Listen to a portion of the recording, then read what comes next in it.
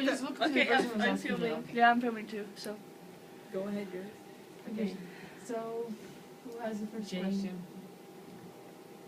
Well, Okay, first of all, yeah. how is life in here? Also. In also or just Wolverhampton. Wolverhampton? Yeah. And How do you just living experience here. England? Okay. As in academic wise or personal wise? Personal first. Okay, personal. Okay. Keep it short. What? Keep it short. Okay. I know. So let's say that in Holland we're quite spoiled with all the studentverenigingen and all the lots of fun stuff to do. Like it's very easy to get yourself into something that you really like and it's there and you don't have to search for it. But here, you really have to make an effort to look for it. It depends what your interests are as well. Like I'm really into arts and drama and music and everything. So I'm glad that the choir is there. Yeah, you've got a lot of free time, which is good because you'll be super busy with stage, with placement and everything back in Holland. So then you get a bit of a breather here. You've got a lot of free time to do your homework, which in Holland sometimes there's always the limit of time. Here you've got a lot of independence for that. Bear in mind, it's university here, not hogeschool, so that's why you get that independence as well. Less lectures, which sometimes like I need more lectures, but it's different. So that's why I kind of have an extra module for myself just to invest in what I do want to do in the future. I would advise you to do that or something else just to get involved in whatever you like. It's easy to get, like, since there's not too much to do, you get a bit down at times, like, get a bit depressed. You can't easily get depressed here because the weather doesn't really help either. In Holland's a bit the same, here's even worse. Yeah, so I'm just, it's not that bad, maybe as I make it sound, but it's just for you to be aware that it's not going to be super easy at the beginning. Cultures may clash, Dutch people tend to be super friendly at the first, well, this is generally speaking, on first terms. British people, we have to dig through them to get to know them, because they tend to be a bit introverts. So yeah, I think that's basically my answer to that question. Okay. How do you find the overstep from Holland, from IDE to here? Is there like a good introduction? Well, you've got Brendan. That's the guy who talked you through the first lecture bit. He's usually always there to welcome us, and he will always talk you through, generally what kind of modules you could be expecting, what kind of work you need to get done by the end of the semester. He does advise you to be on your guard for stuff like I've told you, like if you get bored or anything, get proactive, or he does care for the little things that you might expect going wrong or well, or just he does give you like a kind of a pep talk, and he's always there. He offers to be there as a listening ear if anything should go wrong. So yeah, I would say yeah, It makes it easier. Yeah, he does. It is an introduction. You do feel like he understands you as a British person, welcoming you into the country. But yeah, sometimes it feels like, okay, well, we're here, and well, we'll see what happens in the lectures, because you only have 3 lectures during the week, so there's not really much to it. But then, yeah, how is the transition? Yeah, I would say it's a clash, because especially in the 3rd year in Holland, it's like you get the like stages, everything gets more like stricter, and you get more hours of teaching, more essays, everything gets more cramped. And then when you get here, it's like, ooh, nothing to do, which is good. But then, yeah, it feels like you're used to, being active. So then when you slow down a bit too much, you're like, okay, what do I do now? So a lot of my classmates, they have gone into sporting now. They do a lot of, like, daily they go to the sporting center, which keeps them, I think, mentally healthy as well. It does help you to, keep, just keep up doing things. You do. Get energy from it. Yeah, exactly, because it's easy to keep in your room, stay in your room, and but yeah. Do you miss your placement when you're here? Well, placement is for me the most challenging thing, but I know it's what you get the experience from. So I'm kind of happy that, yeah, we do get time off of that because I needed it, especially this year. But then looking back on the just the HBA students, not the ID students, I do see that they have an extra step that we don't have. Like they really have gotten full years of experience, which is like, I feel like, okay, I'm a bit behind, you know. I don't miss it now, but at the end I might have seen like, okay, yeah, you have made a choice of, okay, we get the British experience here and the culture, and on the other hand we let fall the placement experience a little bit. So that's, yeah, you have to make priorities. You get something back instead of placement here that's different than what the HBA pupils get. So, or students, sorry. Yeah. About costs, I mean, you get your Erasmus scholarship. I don't have that yet, but I've heard that you can do that. I think only for 1 year though. I don't know. Yeah, but we'll have them for 1 year. Yeah, right. How do you make it financially? How do you cut? Do you work here or do you? I don't work here because Is it possible to work here? Do you know? It is possible, yeah. I've got one friend, one classmate who is working at a call center or something, very part-time. But I've heard that you have to do so much paperwork because you're international, and I think because of that you earn less or something. So I heard that, you know, it's not that much time that you spend here, so why not just live it that now that you can and try to save up beforehand. But working here is not, even for British students, it's hard to get a job. So for us, it's even harder. Yeah, so that's why me personally, I'm like, yeah, you know what, people want long-term contracts and everything. So nah, but then the pound, how do I manage that? The pound is more expensive than the euro, so you really have to be in the lookout. Like, oh, it's just £1, but it's actually €1, 20 or 30, whatever. You know, the smallest becomes actually bigger than.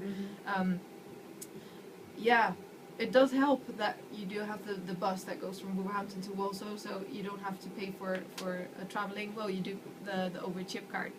You have that in Holland. If you're on time, you can get restitution for what you get in Holland for the OV. So you get €88 a month for instead of your OV. So you can pay that, use that for traveling here. Yeah. I just I'm more on the lookout for spending money here, especially if you get one of the expensive student accommodations.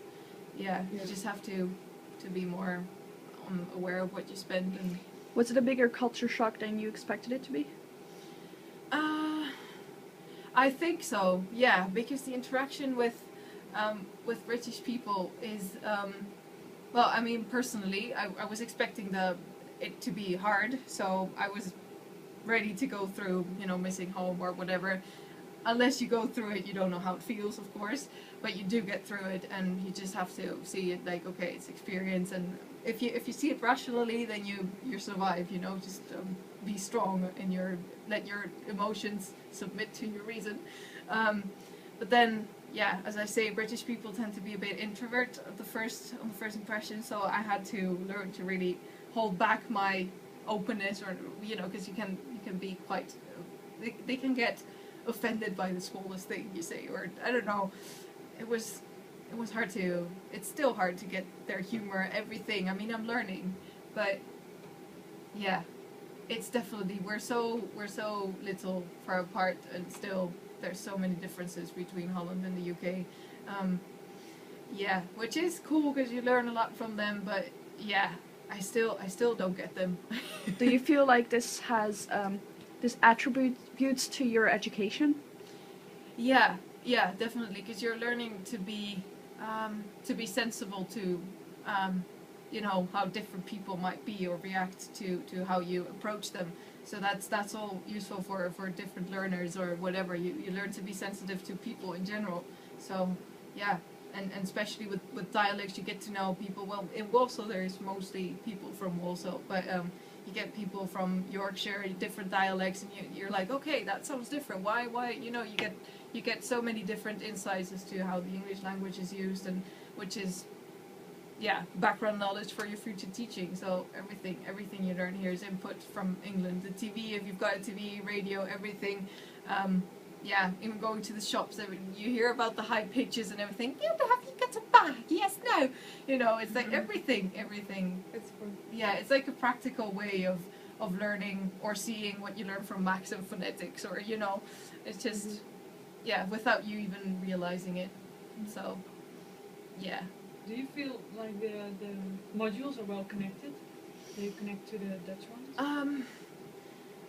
Yeah, it's since they're university modules, they tend to be more theoretically based, and sometimes they're much broader than, you know, the very specific detailed tasks that we're supposed to carry out, a meta work or whatever.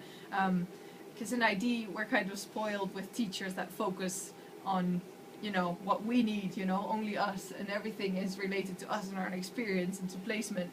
But here, it's for students, for example, research methods. It's not only for education, it's also for, it's for education, but different ones, like special needs is in there. There's students from all different, you know, branches, so it's quite broader, and sometimes it's harder to grasp, okay, what is this about? What do I want from this exactly? What's the objective at the end of everything?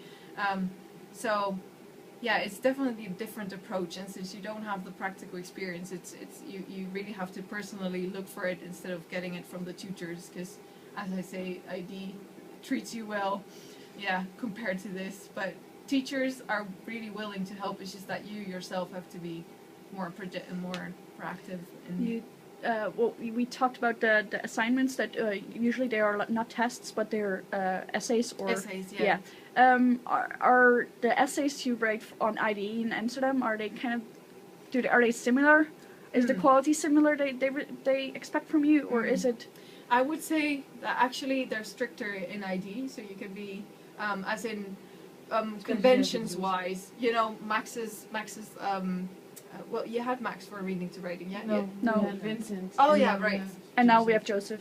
Oh, yeah, right, yeah, you had those two. Yeah. They tend to be super strict on, you know, introduction, what needs to be, but then here they're like, you know, you could give a 3-sentence structure, introduction, you could skip it altogether. They're quite, as in form-wise, they're quite flexible with that. They really, they're more, I think, they're even stricter with plagiarism here, though. With footnotes, you really need to be aware of that. But then, sometimes I feel like a lot of students haven't gotten like a very clear idea of what is exactly a good looking essay. So in that sense, structure-wise, they're less strict, I would say. It's easier, I would say, to get a better grade here than over there, because in Holland they look at more things altogether than here. Yeah. We found that many things of meta work and other subjects were really vague. Is it because you said that an idea was more specific than here? Yeah. So if we already think it's vague, what is? Yeah, I'm actually talking from a third year experience already, which is like every year it gets more specific. Do you need to cut? Oh, okay. Meta work, I wouldn't count on that because meta work, that's the only one you have like that. After that, like next year, it gets more, everything makes more sense as you go through the year. So that's why I'm like, third year is way different from the first, and I know a lot of people dropped out of the first year because you're like, ugh! But it gets more specific, and you know, at third year you expect it to be the same here.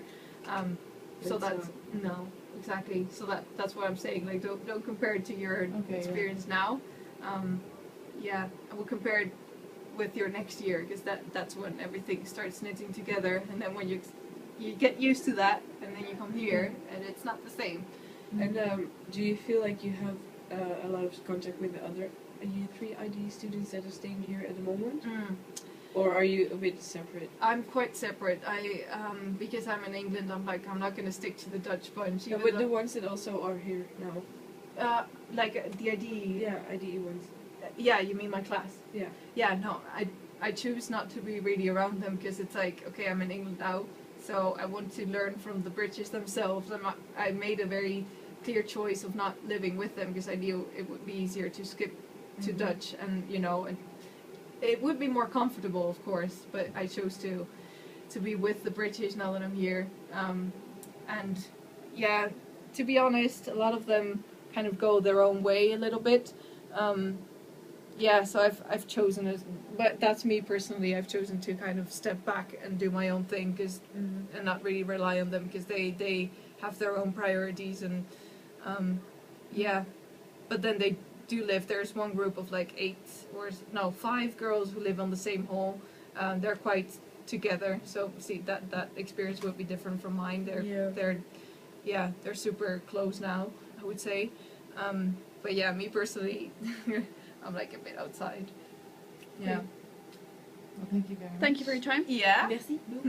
You're welcome.